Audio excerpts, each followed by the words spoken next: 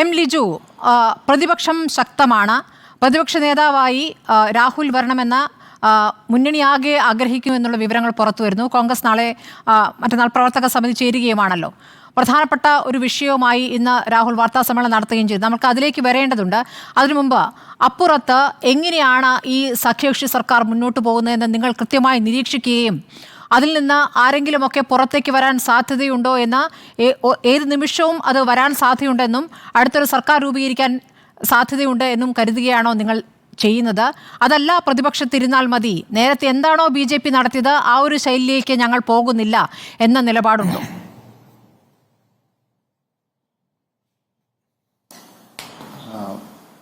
ഒന്ന്, ഇതുവരെ ഗവൺമെൻറ് സത്യപ്രതിജ്ഞ ചെയ്തിട്ടില്ല.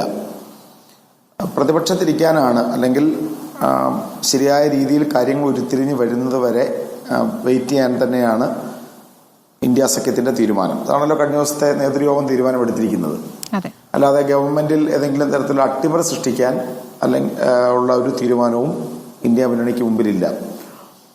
പക്ഷേ സ്വാഭാവികമായും കക്ഷികൾ പുറത്തു വരികയാണ് എന്നുണ്ടെങ്കിൽ, അതായത് ഉദാഹരണത്തിന് ഇവിടെ ചർച്ച ചെയ്ത വിഷയം തന്നെ, ബീഹാറിൽ നിതീഷ് കുമാർ ആകട്ടെ, ആന്ധ്രാപ്രദേശിൽ ചന്ദ്രബാബു നായിഡു ആകട്ടെ, മറ്റു കക്ഷികളാകട്ടെ, ഇവരൊക്കെ തന്നെ അവരുടേതായ ഓൺ ഐഡന്റിറ്റിയുള്ള ആളുകളാണ്.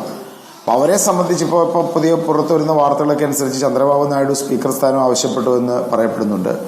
നിതീഷ് കുമാർ അഗ്നിവീർ പദ്ധതി നിർത്തലാക്കണം എന്ന് ആവശ്യപ്പെട്ടു എന്ന് പറയപ്പെടുന്നുണ്ട്. അപ്പോൾ ഇഷ്യൂ ബേസ്ഡ് ആയിട്ട് ഇത്തരം കക്ഷികൾ BJP മുന്നണി വിട്ട് പുറത്തു വരികയാണ് എന്നുണ്ടെങ്കിൽ സാഹചര്യങ്ങൾ വ്യത്യസ്തമാകും. പക്ഷെ അതുവരെ ഏറ്റവും ശക്തമായൊരു പ്രതിപക്ഷമായി മുന്നോട്ട് പോകാൻ തന്നെയാണ് കോൺഗ്രസ് പാർട്ടിയുടെയും ഇന്ത്യ മുന്നണിയുടെയും തീരുമാനം. അപ്പം അതുകൊണ്ടാണല്ലോ ഇന്ന് രാഹുൽ ഗാന്ധി വളരെ പ്രധാനപ്പെട്ട ഒരു ആരോപണമാണ് മുന്നോട്ട് വെച്ചത്. നമ്മുടെ ഈ രാജ്യത്ത് നടന്നുകൊണ്ടിരുന്ന എക്സിറ്റ് പോളുകളുടെ പൊള്ളത്തരം നമുക്ക് മനസ്സിലായി. പക്ഷേ എക്സിറ്റ് പോളുകൾക്ക് പിന്നിൽ മറ്റൊരു ലക്ഷ്യമുണ്ടായിരുന്നു എന്നുള്ള കാര്യമാണ് രാഹുൽ ഗാന്ധി വ്യക്തമാക്കി. തീർച്ചയായും ലിജു, ഞാൻ പറയുന്നത് നമുക്ക് അടുത്ത ഘട്ടത്തിൽ അതിലേക്ക് വന്നാലോ, അടുത്ത ഘട്ടത്തിൽ അതിലേക്ക് വന്നാലോ, വിശദമായി തന്നെ വരാം. തീർച്ചയായും. ഓക്കെ, അപ്പോൾ പറഞ്ഞു പൂർത്തിയാക്കിയോ? പറയാമോ? പറയൂ. അല്ല, ഞാൻ പറഞ്ഞു വന്ന കാര്യം ഇത്രയേ ഉള്ളൂ. കോൺഗ്രസിനെ സംബന്ധിച്ച് ഒരു കുതിര കച്ചവടത്തിനായിട്ടുള്ള ശ്രമം കോൺഗ്രസ് പാർട്ടി നടത്തുന്നില്ല. സ്വാഭാവികമായി സംഭവിക്കേണ്ടത് സംഭവിക്കുന്നത് മാത്രമാണ് കോൺഗ്രസ് ആഗ്രഹിക്കുന്നത്. ഇപ്പൊ ഇന്ന് തന്നെ മഹാരാഷ്ട്രയിൽ സ്വതന്ത്രനായി വിജയിച്ചു വന്ന MP വിശാൽ പട്ടേൽ ഇതിപ്പോ കോൺഗ്രസ് പ്രസിഡന്റിന് കത്ത് കൊടുത്തു, പിന്തുണ കോൺഗ്രസ് പാർട്ടിക്കാണ് എന്ന് പറഞ്ഞുകൊണ്ടുള്ള കത്ത് കൊടുത്തിട്ടുണ്ട്. അപ്പൊ അതൊക്കെ ഒരു നാച്ചുറൽ പ്രോസസ്സാണ്. ഇപ്പൊ ഇന്നിപ്പോ ഞാൻ കേട്ട മറ്റേ വാർത്തകൾ, പശ്ചിമ ബംഗാളിൽ നിന്നും ഇപ്പൊ മമതാ ബാനർജി ഇപ്പോഴും സർക്കാർ രൂപീകരിക്കണമെന്ന അഭിപ്രായക്കാരിയാണെന്നാണ് വാർത്തകൾ പുറത്തു വരുന്നത്. അപ്പൊ അവരിന്ന് പറഞ്ഞിരിക്കുന്നത് പശ്ചിമ ബംഗാളിൽ നിന്ന് ജയിച്ച 3 MP ഇപ്പോൾ തന്നെ അവരോടൊപ്പം ഉണ്ട് എന്നാണ്. അപ്പൊ അത്തരം ഡെവലപ്മെന്റ്സ് ഉണ്ടാവുകയാണെങ്കിൽ സത്യപ്രതിജ്ഞ ഉണ്ടാകുമോ, അല്ലെങ്കിൽ അതിനുള്ള ഡെവലപ്മെന്റ്സ് ബാക്കിയുള്ള കാര്യങ്ങൾ എന്തൊക്കെയാവും എന്നൊന്നും നമുക്ക് പറയാൻ സാധിക്കില്ല.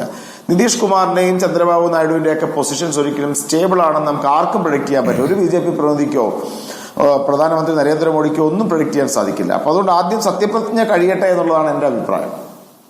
ശരി.